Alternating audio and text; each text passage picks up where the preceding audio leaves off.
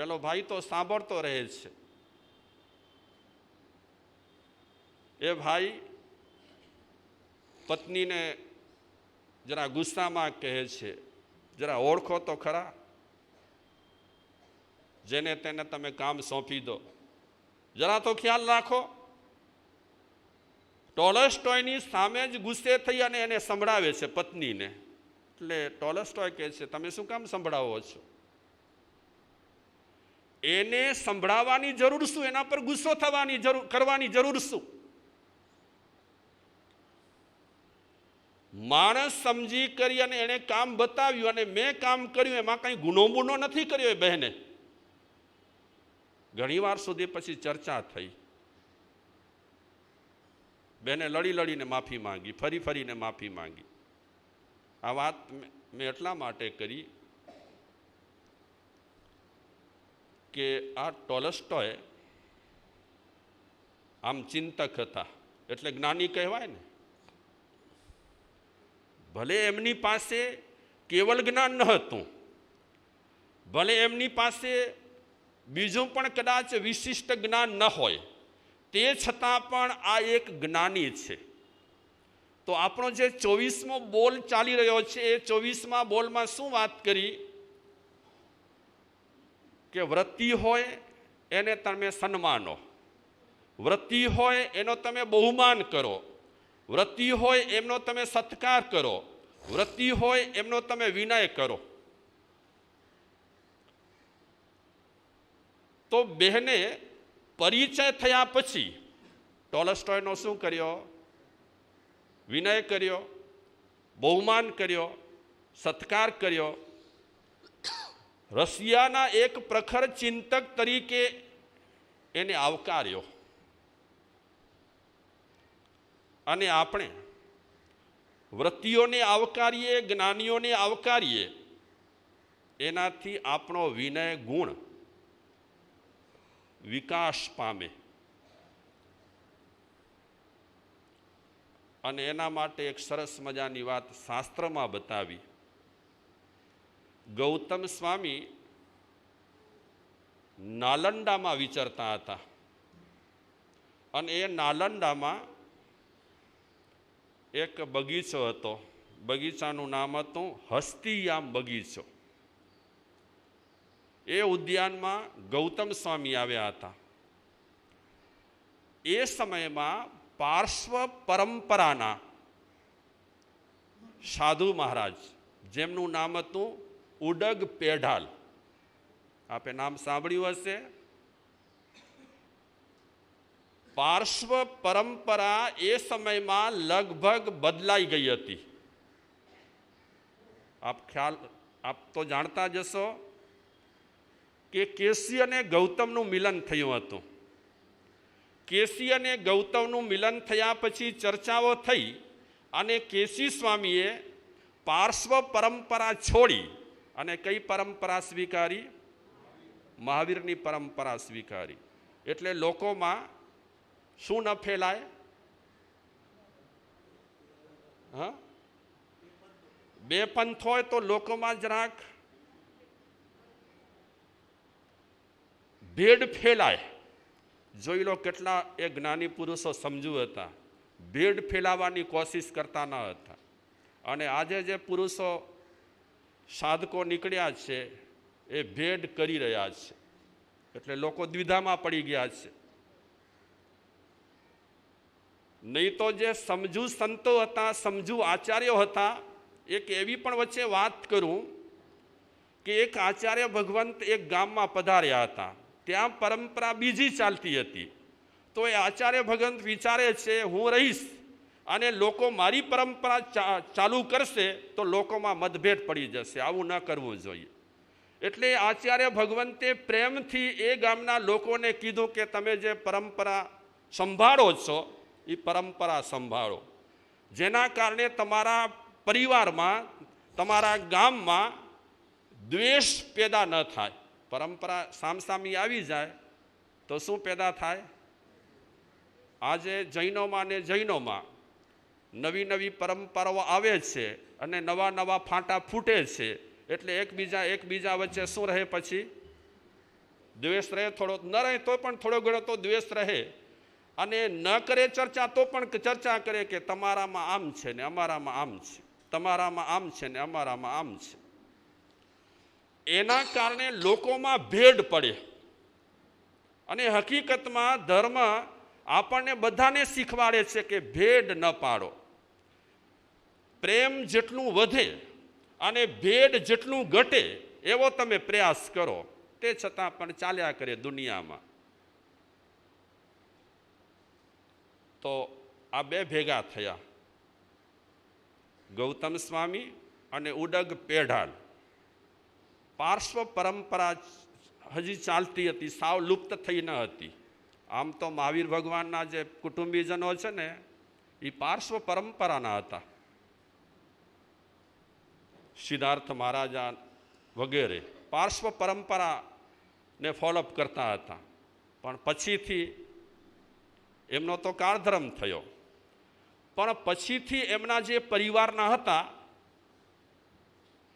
મહાવીર ભગવાનને કેવલ જ્ઞાન થયા પછી એ પરંપરા વિસર્જન કરી, જેના કારણે મનમાં મતભેદ પેદા ન થાય, ઘર્ષણ પેદા ન થાય. અને ધર્મ તો આપણને શીખવાડે છે કે મનને જેટલું શાંત બનાવી શકો એટલું શાંત બનાવો. ધર્મ આપણે ઝઘડાનું શીખવાડતો નથી, ભેદ પાડવાનું શીખવાડતો નથી, પરંપરાઓ નવી નવી વધારવાનું શીખવાડતો નથી. મને ઘણા આચાર્યો ધ્યાનમાં છે, એમાં એક આચાર્યની વાત કરું નામ લીધા વિના. બહુ જોરદાર આચાર્ય મહારાજ છે. આજ સુધીમાં આટલો પ્રચાર કરે છે જ્ઞાનનો, તે છતાં પણ એમણે નવો કોઈ ગ્રુપ બનાવ્યો નથી અને નવી કોઈ પરંપરા બનાવી નથી. બહુ જ્ઞાની છે, ખૂબ જ જ્ઞાની છે. તે છતાં પણ લોકોમાં જે ચાલી રહ્યું છે એને પ્રોત્સાહિત કરે છે, પણ પોતાના નામે કાંઈ ઊભું કરતા નથી. નહીં તો એમનામાં ત્રેવડ છે કે વચ્ચે એમણે સાધર્મિક ભક્તિ માટે કરોડો રૂપિયાના ફંડ કર્યા હતા. આટલી શક્તિ હોવા છતાં પણ પોતાની પરંપરા ચલાવવા માટે એમણે કોશિશ ન કરી. જે સમજે છે એ નથી કરતા, અને જે સમજે છે એ વિચારે છે સંઘોમાં પ્રેમ જળવાય, સંઘોમાં મજબૂતાઈ થાય, લોકોમાં મજબૂતાઈ થાય, હળી મળીને રહે એવું કરવા જેવું છે. તો બંને વચ્ચે ચર્ચા થાય છે. કોની વચ્ચે? ઉડગ પેઢાલ અને ગૌતમ સ્વામી, બંને વચ્ચે ચર્ચા થાય છે. આ વાત શેના પરથી મેં લીધી છે? આપણો જે 24મો ગુણ ચાલી રહ્યો છે એના પરથી મેં વાત લીધી છે. તો ઉદગ પેઢાલને સમજ પડી ગઈ કે આ પરંપરા શું છે ને આ પરંપરા શું છે, આ પરંપરા શું માને છે, આ પરંપરા શું માને છે. સમજ પડી ગઈ એટલે ગૌતમ સ્વામીને કહે છે કે આપની સાથે જ્ઞાન ચર્ચા કર્યા પછી મને સમાધાન મળ્યું છે. પછી એ ઉઠીને ચાલ્યા ગયા. ખોટું કર્યું કે સાચું કર્યું? પછી ચાલ્યા ગયા. તો કાંઈ ગડબડ થઈ કે ન થઈ? ગૌતમ સ્વામી કહે છે, આયુષ્યમાન જરા સાંભળો વાત. એક પડ ધર્મનું જેની પાસેથી લીધેલું હોય એને વંદન કરવા જોઈએ, એનો સત્કાર કરવો જોઈએ, એનો સન્માન કરવો જોઈએ, એનો બહુમાન કરવો જોઈએ.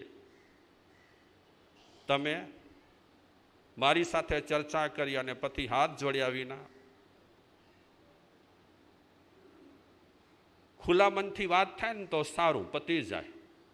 આપણે બધું અંદર અંદર રાખીએ કચરા, પછી સમાધાન થાય નહીં. એ કચરા પછી હેરાન કરે આપણને. એ ઉડગ પેઢાલ પાછા વળ્યા અને ગૌતમ સ્વામીને કહે છે, પ્રભુ મને કોઈ જાતની ખબર નથી, કારણ કે પાર્શ્વ પરંપરાના નિયમો ઘણા ઘણા અલગ રહેલા છે કે નહીં બહેનો? હા, છે ને? કપડાં પહેરવા બાબતમાં પણ અલગ અલગ નિયમ છે, બીજી ઘણી બાબતોમાં અલગ અલગ નિયમ છે. આમ લોકો સરળ, નિખાલસ, સમજાય તો તરત જ સ્વીકારી લે, પછી એના પર આર્ગ્યુમેન્ટ ન કરે.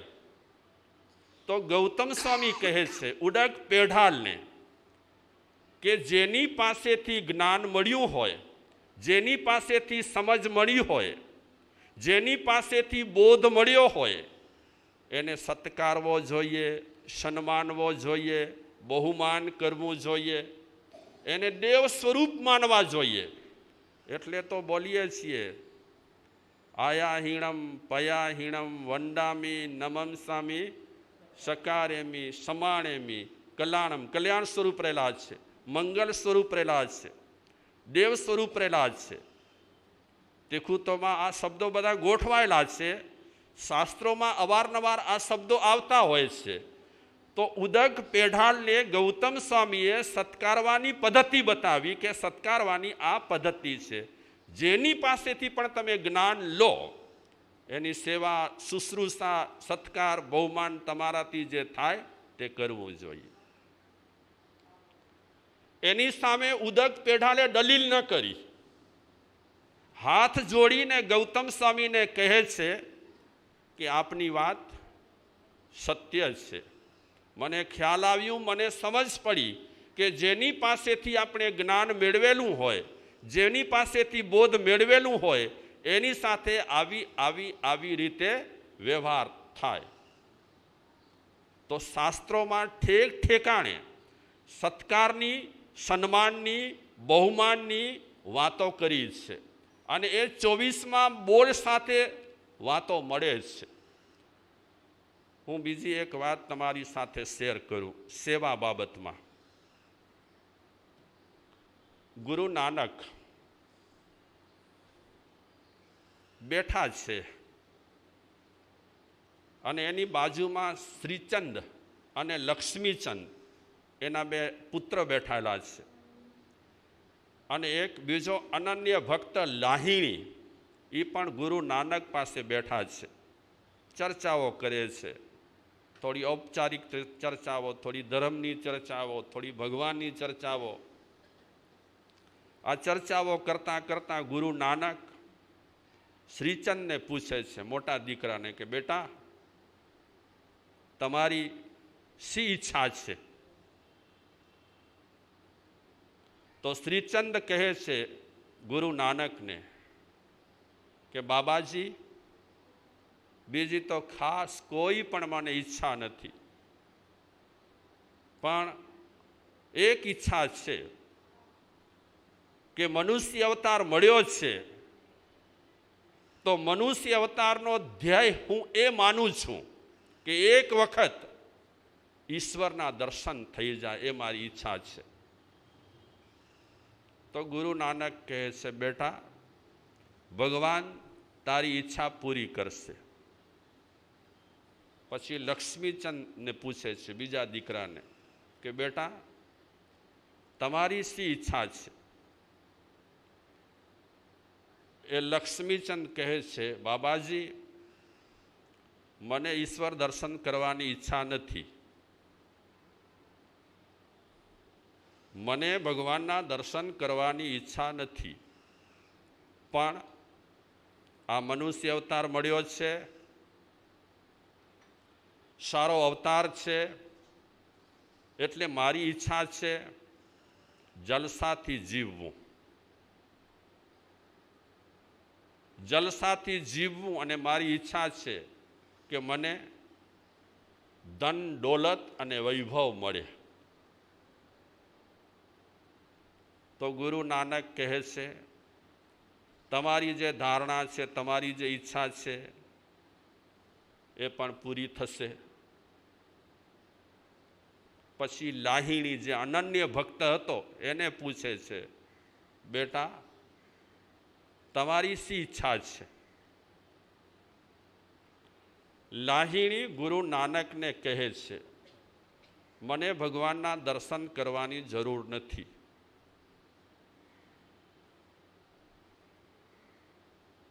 દિનેશભાઈ તમને છે ભગવાનના દર્શન કરવાની?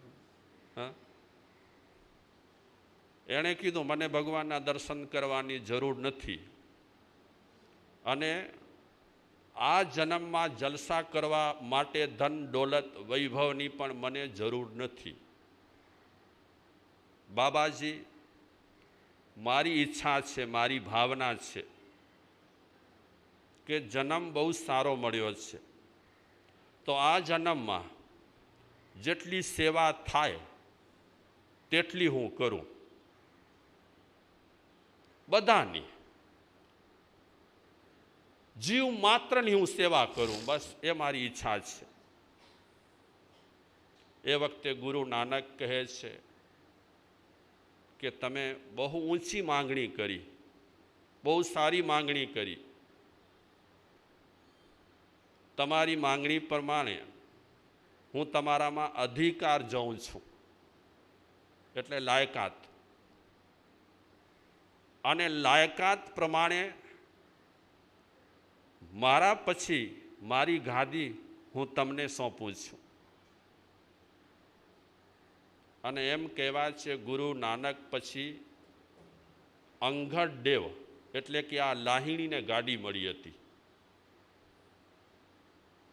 હું વાત એટલા માટે આ કરું છું કે જ્ઞાનીઓ અને વ્રતીઓ એની સેવા કરવાથી માણસને ઘણા ઘણા ફાયદા થાય. અને એમની સેવા કરતાં કરતાં ઘણી વખત ઈશ્વર દર્શન, ભગવાન દર્શન ઓટોમેટિક થઈ જાય. તો 24મા બોલમાં જે વાત કરી છે એ શાસ્ત્રની સાક્ષી એક વાત કરું હું. જસતીએ ધમ્મમ પયાઈ, બહેનોને ખબર હશે આ કદાચ વાક્ય. જસતીએ ધમ્મમ પયાઈ શીખે તસમતીએ વેણયમ પૌંજે. આ શાસ્ત્રનો એક વાક્ય છે. શું કહેવા માંગે છે કે જેની પાસેથી તમે વિદ્યા પ્રાપ્ત કરો, જેમની પાસેથી તમે જ્ઞાન પ્રાપ્ત કરો, જેની પાસેથી તમે સમજ પ્રાપ્ત કરો, એમને આદર આપો, એમનો વિનય કરો અને એમની સેવા કરો. જ્ઞાન આપનાર વ્યક્તિને અપેક્ષા નથી. જ્ઞાન આપનાર વ્યક્તિને એવી ઈચ્છા નથી કે આને હું જ્ઞાન આપું છું તો ભવિષ્યમાં મારી એ સેવા કરશે. એ નિરપેક્ષ ભાવથી વ્યક્તિઓને બોધ આપે છે, નિરપેક્ષ ભાવથી વ્યક્તિઓને સમજ આપે છે, નિરપેક્ષ ભાવથી વ્યક્તિઓને જ્ઞાન આપે છે. આવું જ્ઞાન આપનારા વ્યક્તિઓનો આદર, સત્કાર, સન્માન અને સેવા કરવી જોઈએ એમ આ સૂત્ર પણ કહે છે. હું થોડા દાખલા આપું. દાખલા એટલે નામ આપું. કોણે કોની સેવા કરી અને ક્યાં આગળ નીકળી ગયા. ગઈકાલે એક વાત કરી હતી પેથડસાની. વાત તો પેથડસાની બહુ મોટી છે, પણ એ પેથડસાને જ્ઞાન કોણે આપ્યું, એ પેથડસાને બોધ કોણે આપ્યો? તો જેણે પેથડસાને બોધ આપ્યો હતો, પેથડસા એમને સેવ્યા હતા. એક વાત સમજી લેવા જેવી છે. કોઈ સાધુ સંતોના ચમત્કારોમાં આકર્ષવા જેવું નથી. કોઈ સાધુ સંતોના ચમત્કારોમાં ખેંચાવા જેવું નથી. પણ જે સાધુ સંતો તરફથી આપણને જ્ઞાન, બોધપાઠ અને સમજ મળે છે એ હરેક સાધુ સાધ્વીઓનો આદર સત્કાર કરવો જોઈએ. તમે ચમત્કારની દ્રષ્ટિએ કોઈને માનશો તો જાજુ તમને મળવાનું નથી. અને ચમત્કાર જેવું આ દુનિયામાં કાંઈ છે જ નહીં. ફરી હું તમને કહીશ કે ચમત્કારમાં તમે અંજાવો નહીં. ચમત્કાર જેવું કાંઈ જ દુનિયામાં નથી. બધી બોગસ વાતો રહેલી છે ચમત્કારોની. અને ચમત્કારોથી ખેંચાઈ કરી અને તમે સેવા કરશો તો એ સેવા સફળ થવાની નથી. એ સેવાથી વધારે કાંઈ પણ લાભ થવાના નથી. વ્યક્તિનું જ્ઞાન જુઓ, વ્યક્તિ આપણને જે બોધ આપે છે એ જુઓ, વ્યક્તિ જે આપણને સમજ આપે છે તે જુઓ. અને ચમત્કારને જોઈ કરી આપણે સેવા કરીશું તો વ્યક્તિ સાથે આપણે બંધાઈ જઈશું.